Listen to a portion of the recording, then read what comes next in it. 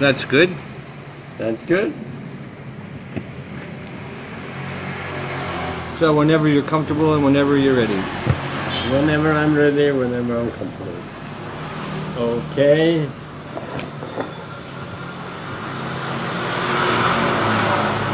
Ready? Yeah. Yeah. Go.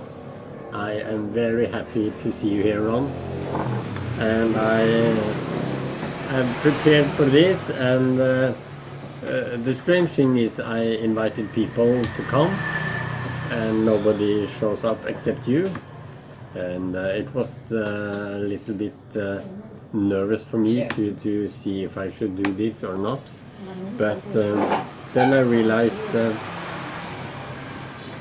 in the trial where I took this Speak and Inspire, somebody sent a video about jumping.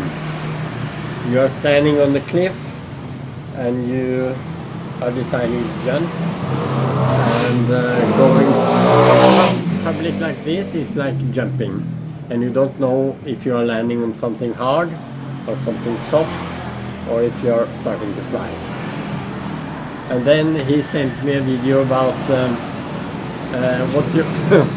what you probably will experience is that you jump and the parachute never opens. So the first time, the second time, maybe the fifth time, you get a little bit bruised and it can be painful. But so I was intrigued to think that, okay, I have jumped, I am going to fly, but I don't know if it's the first time, and this is the second time, and first time I fly a little bit, this is the second time I did not fly, except I want to talk to you, and when you bring the video, it's very nice. Maybe you show it to somebody. So I planned, the reason I changed the title of the speech from, before I talked about how I managed to make a motorbike and everything like that, but now I changed the title to 30 years to find my purpose. And the reason I changed it because I found that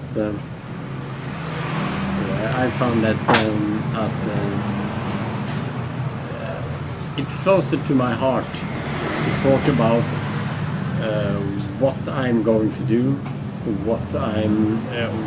why I experienced what I did, why I became sick maybe in the first place, and things like that. It's much more important than talking about healthy food and mastering your situation and all things like that, because that is hundreds of speakers out there talking about that. But I needed to share what I experienced. And 30 years, maybe you can say 40 years instead, because 40 years was when it all started, I think. I went in 7th grade. I was attending a meeting in the local church. There was a guy there, hippie guy with a guitar sitting on the floor. We were sitting on the floor. He was singing and speaking, and suddenly I felt this euphoria and bliss, and I was very excited. So I was thinking later when I come home, I was thinking, oh, maybe I became a Christian today. So I noted the date. I started to read in the New Testament, and that was the starting of my Christian career. And I was very intrigued by these hippie people, because I was a little like that myself, long hair and jeans and things like that. So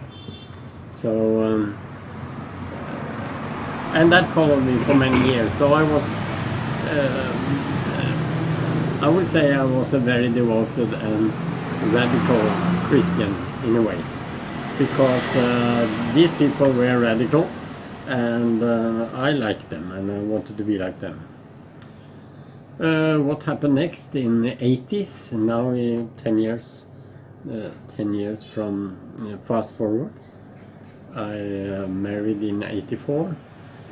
My wife and I, we both went to Methodist church and were engaged there, but we lived in Oslo and not where this Methodist church was, so we were looking for a place to go, and then we met some people that was very nice. They had started what they call a new congregation. We were intrigued by that because they were nice, they had a radical message, and we had meetings in a basement where the kindergarten used to be during the day, but so it was like underground. So we felt important, we felt intrigued, we felt that something exciting was going to happen. And we stayed there for many years, and after maybe 3 or 4 years I started to do the worship leading in the congregation. I was singing, playing guitar, running up in front on the stage. So I felt I felt I was in the right place at the right time, doing the right thing. The only problem was that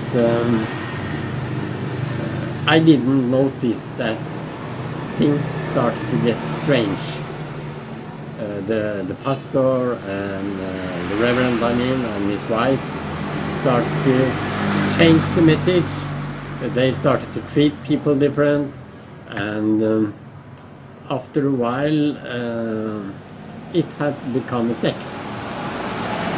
And I didn't notice because I was occupied with my service, singing and leading people and things like that, so I didn't notice, but my wife did, and one day she said, I'm leaving, I'm stopping this. I cannot be here anymore, and it will be very difficult for us if you decide to stay, but you do what you want to do. And it was a difficult situation for me because on one hand I was doing what I felt was the right thing. On the other hand, I could not let my family and my children walk away. And then the pastor and the leader say, your wife is fooling you, and the devil is fooling you to stay in the congregation. No, not to stay in the congregation. But I was quite sure that my responsibility was to take care of my family, first of all. So I stopped. I also went out to the congregation, and we started in a way a new life outside, because this had been our life for 6 years, 5 years. And what happened was that my professional career was very successful. In '94 I started my own company. I was a successful system engineer in Hewlett-Packard, and was popular speaker and everything in professional things, but my spiritual life just went down.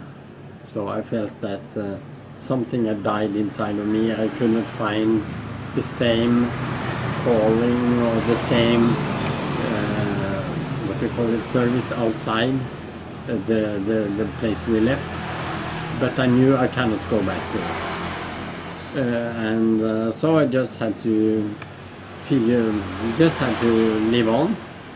But it was like a flame inside of me had been quenched. So I had professional things was very good, but this spiritual part of me was not good anymore. So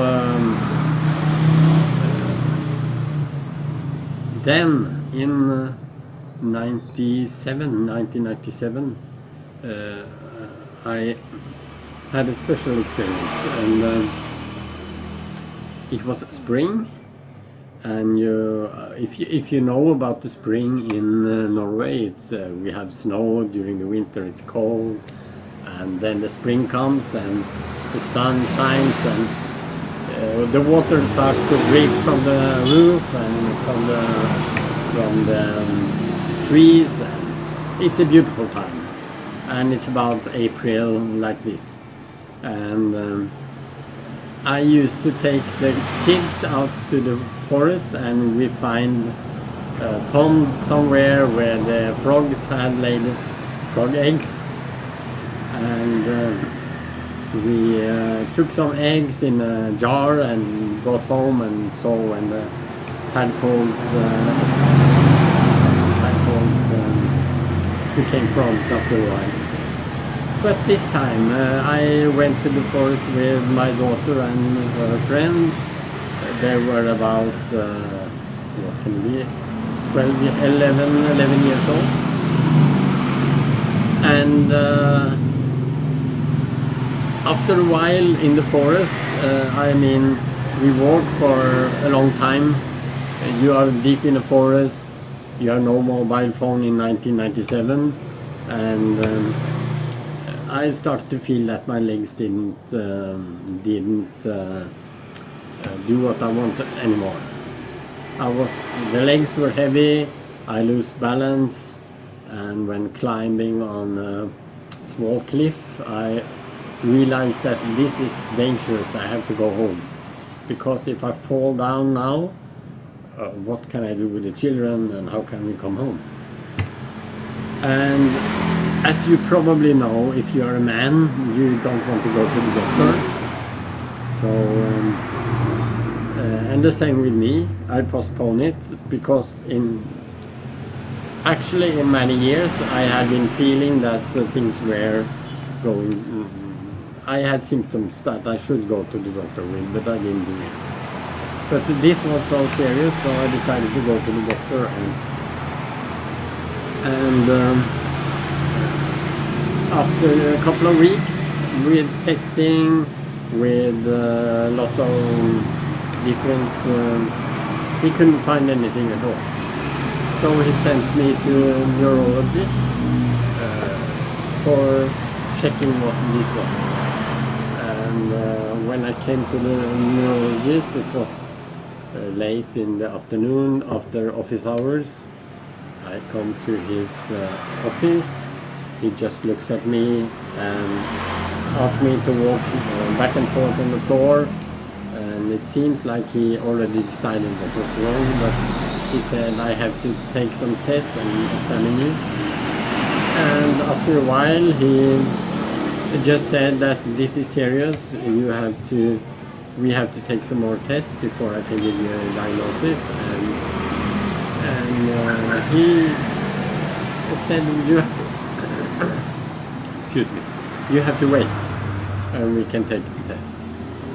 So he sent me away. I was sitting in the car. I was devastated, because I was thinking this was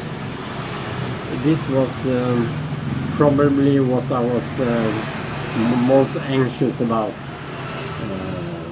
So I called him back and asked, can it not be a tumor or something I can surgically remove and you can treat or something? And he said, no, I'm sorry, we cannot do anything about it. We have to wait and do some more tests. And I'm busy now, so I cannot talk to you. So a couple of weeks later, I sat there with my diagnosis on the paper. It was MS. And it was the worst thing, for some reason, it was the worst thing I could imagine. And the next thing that happened was that we were going to, in 97, we had been planning almost a year to take the children to America to see Disneyland and Las Vegas, San Francisco and Grand Canyon and everything. And I realized that if I'm going to do that, I cannot walk so long distance anymore. So I need some aid, and I took contact with the occupational therapist that I can borrow. And at the occupational therapist, I was thinking, okay, I have a natural a relationship with wheelchairs. It's just a tool, just an aid, but of course I didn't want anybody to see me when I leave the office there. But you can be sure that in the parking outside we met someone who knows us very well, and they were shocked to see me sitting in a wheelchair. But anyway, we came to United States, and United States with a wheelchair is the best thing you can do, because you get in front of every line.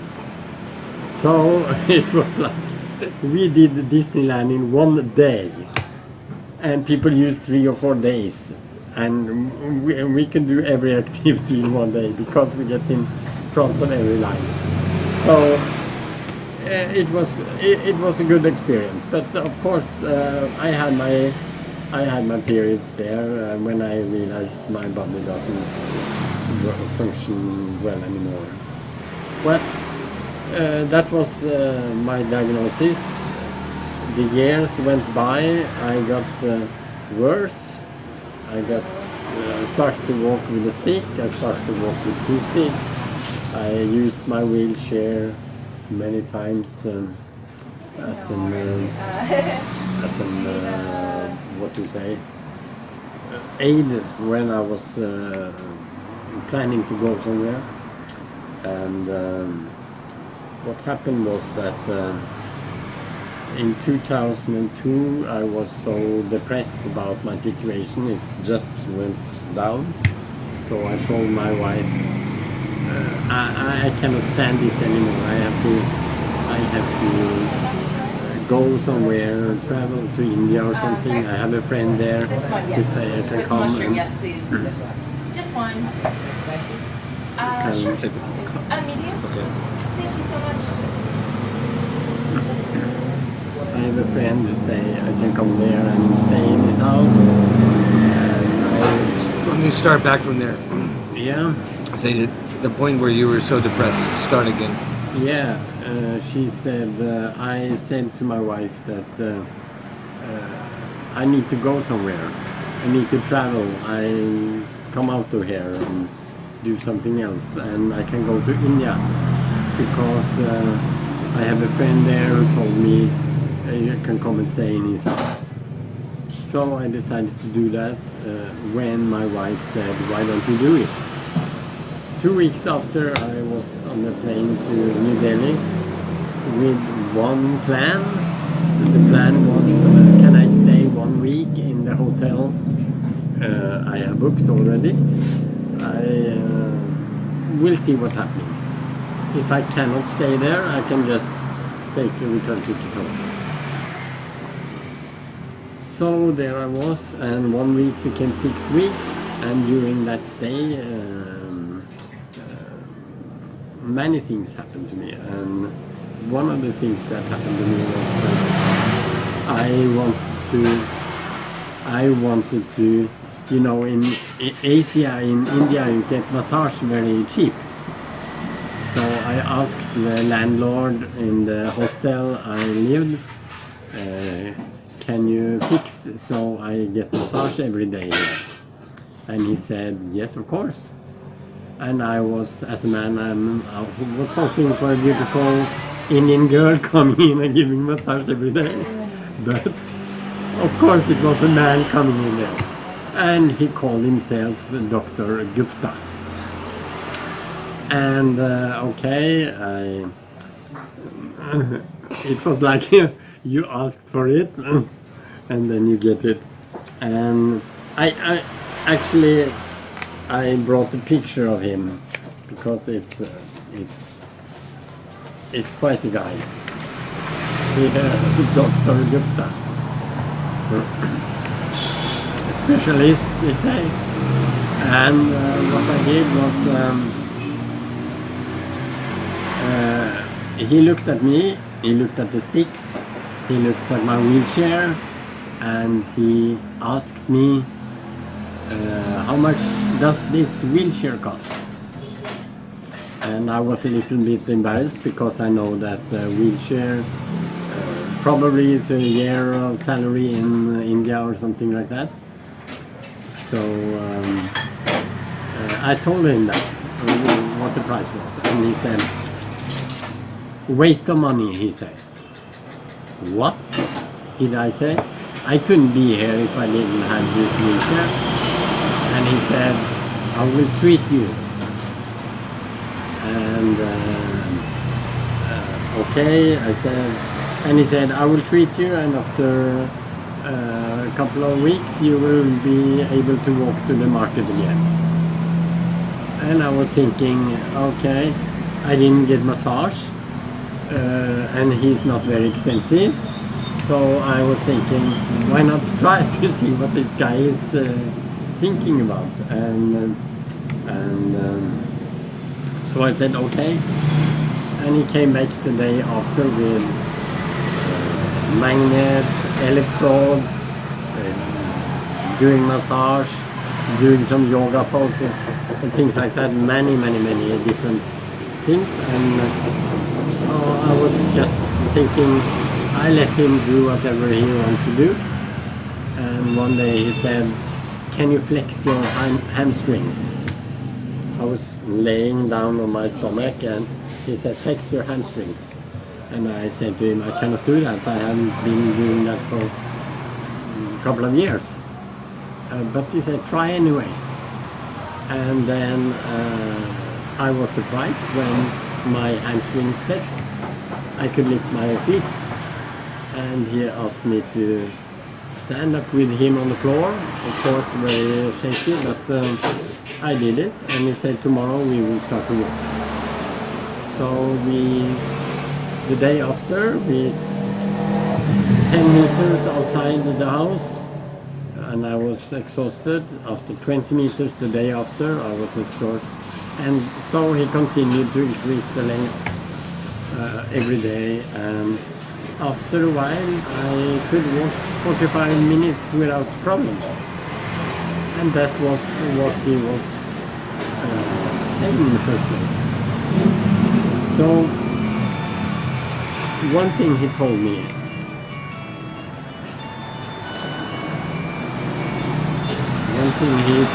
was when we were walking, he said, what you need is that you have to do what you believe, or you have to get in trust in yourself. You cannot follow what everybody else say and diagnostics or statistics and things. You have to believe in you can do things.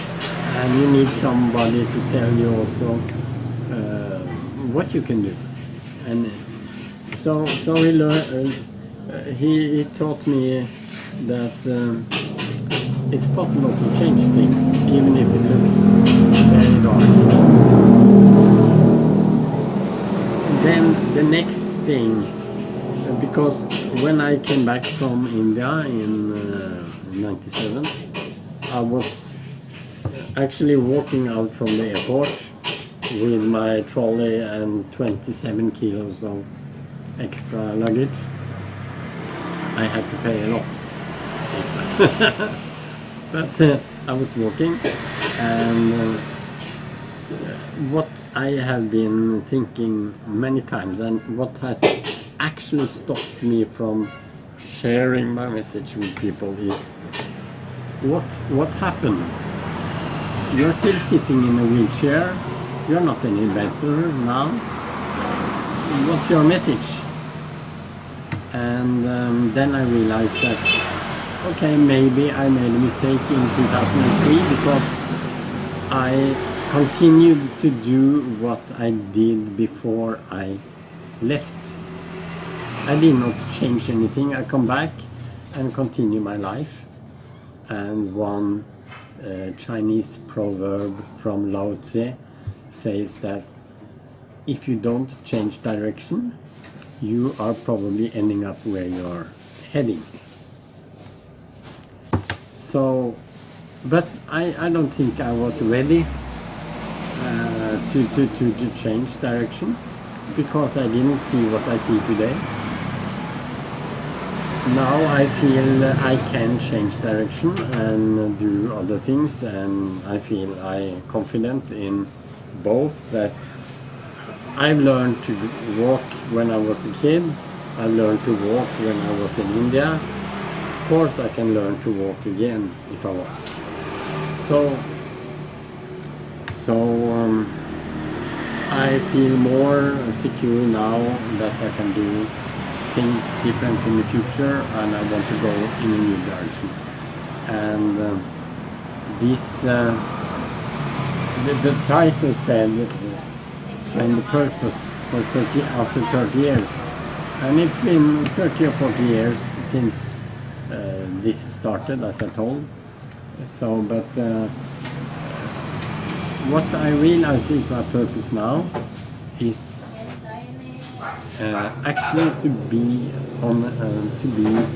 more myself, because like Lisa Nichols say in the training I just she said nobody can be better in being you than you. So this is and she also says that the world needs you because you are unique. So that's what I'm thinking. Yes. So now you got my speech. Say something. Hmm? Say something more. Yeah.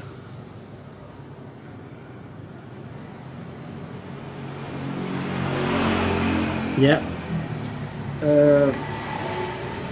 I don't know what to say more. What is it to be you, Lars? What is it to be me? Well, I need to. For instance, I have many interests. I like to do many different things. Like I do art in glass. In one hand, I like to read about quantum physics and weird stuff like this in the other hand, and I have this what do you call it, I think I have a special gift of actually taking something complex and making a simple picture of that and presenting that picture to people. So what I feel many times is that people say that I don't understand this, and for me it's very easy to understand. And the reason it's easy for me to understand because I have a very clear picture in my mind how this is put together, what the process are. Do you model in space? Yeah. Okay. And that's easy for you? Very easy. So not everyone has that gift. No. But people that have that gift, it comes naturally. Yeah. And I have to, I just feel that I have been a little bit reluctant about sharing what I know with people because I was thinking,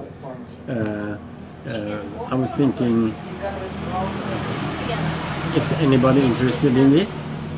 And then I started to write my blogs from Bali here with just like feel good situations where I experience things, I see things, but always when it comes to this serious things that I see, I didn't share it.